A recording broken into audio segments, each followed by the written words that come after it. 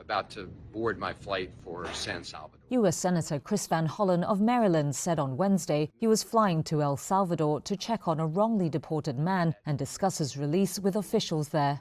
Kilmar Abrego Garcia, a Salvadoran who was working legally in the U.S., was sent there on March 15th despite a court order preventing the deportation. His case has sparked protests, while judges have ordered President Donald Trump's administration to help bring him back to the U.S. The Supreme Court has ruled 9-0, that he was illegally taken out of the country and put in a prison in El Salvador. And this is about due process. This is about rule of law. Van Hollen's fellow Democrats say the case shows worrying signs that the Trump White House is willing to disregard the judiciary.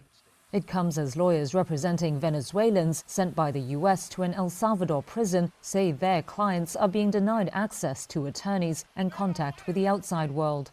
A deal struck between Trump and the Salvadoran government in March saw hundreds of Venezuelans sent to Latin America's largest prison, the Terrorism Confinement Center, in an immigration crackdown. The lawyers say they have not been able to visit, speak to, or find out the whereabouts and conditions of their clients.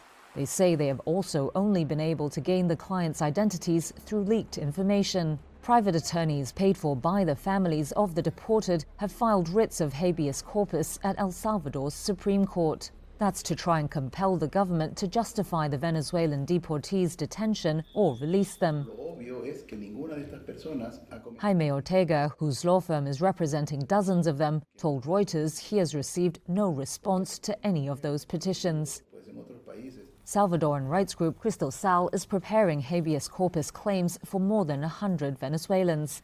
But director Noah Bullock is not optimistic, saying his group previously filed over 7,200 claims for local Salvadorans. And less than 1% of those claims have been resolved by the court. So in the case of the Venezuelans deported to El Salvador, we don't have much confidence that the courts will be able to show independence and provide judicial relief to those people.